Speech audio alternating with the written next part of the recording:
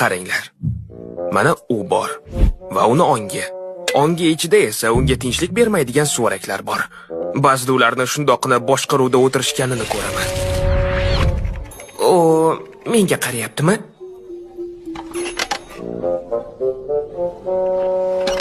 Senga tuyulyapti. Suvaraklar unga yo'q joydan muammo orttirishni o'rgatishgan. Ular o'ylashga, ishlashga va uxlashga xalaqit berishadi. Ba'zan u bilan emas, balki suvaraklar bilan gaplashyapmanmi deb o'ylab qolaman. Nima? Bizga ko'z tegsa-chi? Tushunishimcha, ularning o'zini qo'riqxonasi bor. Stress va tashvish ko'paygan payti ularni bochkasi to'lsa kerak. Voy, sizlar noto'g'ri tushunmang. Ozmi ko'pmi ularni ta'siridan chiqib turadi va o'shanda undan quyosh bilan bellashadigan quvonch nuri taraydi. Buning sababi esa suvaraklar ichkilikdan keyin boshqaruvni bo'sh qoldirishi.